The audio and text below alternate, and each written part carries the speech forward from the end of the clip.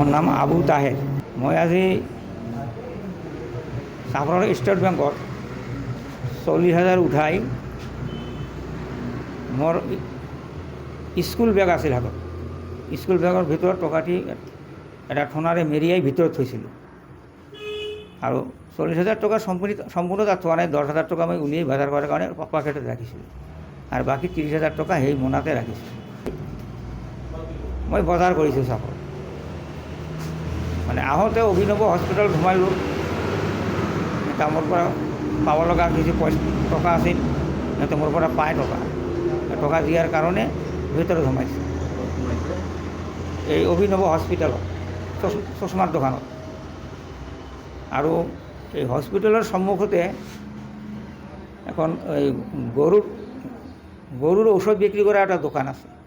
সেই দোকানত মোৰ চিনাকি মাষ্টাৰ, তাক কৈছোঁ যে আপোনাৰ দোকানৰ এই কৰ্নাৰত থলোঁ মোনাটো, আপুনি অলপ চাব, মই এই চশমা পইচাখিনি দি আহোঁ। এই ওচৰতে চশমাৰ দোকান, মানে ওজন বেছি দুটা মোনা না, সেইকাৰণে তাতে থলোঁ। থৈ টকাখিনি খালি দি ইয়াত আহি চাওঁ, মোৰ মানে টকা বেগটো নোহোৱা হৈ গ'ল। এতিয়া সেই দোকানদাৰক সুধিলোঁ যে মই যে দুটা বেগ থলোঁ, এটা যে কয় 3জন মানুহ ইয়াত আহিছিল, মোৰ পৰা কিবা কিবি খুজিল, ঔষধ খুজিল, সিহঁতে মোক এটা ব্যতিব্যস্ত কৰিলে, তাৰে কোনোবা লৈ গ'ল নেকি? 3জন ল'ৰা ওলাইতো উত্তৰ ফালে গ'ল। 30,000 টকা আছে নাছিল বোলে। নহয়, তাততো CC কেমেৰা আছে, আপুনি CC কেমেৰা চাওক। তেতিয়া মই আকৌ সেই চশমা দোকানলৈ ঘৰৰ মানুহবিলাক ক'লোঁ, সিহঁতে শুনি জানি মানে CC কেমেৰা ফুটেজবিলাক চালে আৰু ভিতৰত এটা ডাঙৰ মানে CC কেমেৰা আছে।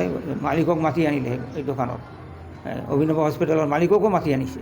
মাতি আনি একে 3 তলাৰ ওপৰত বোধ হয় মেইন মালিকজনো আহি CC কেমেৰাৰ ৰুমটো খুলি দিলে আৰু ফুটেজবিলাক চালে।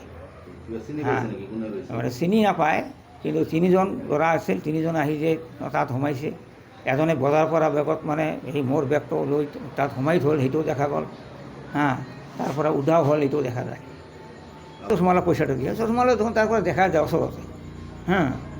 ইফালে চশমালা পইচাখিনি দি ঘূৰি আহিছোঁ, মোনাটো নাই। অলপ খুচুৰা পইচা মানে দেওঁতে অলপ দেৰি হ'ল না, এইখিনি সময়তে টকাখিনি নোহোৱা হ'ল।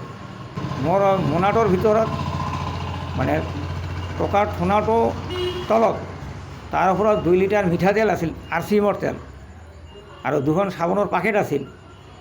আৰু মই হোমিও ঔষধ কিনিছোঁ, সেই হোমিও ঔষধৰ ঠোনাও তাত আছিল। আৰু এটা ছাতি, নীলা ৰঙৰ এটা ছাতি, সেই ছাতি সহ ব্যস্ত নোহোৱা হৈছিল।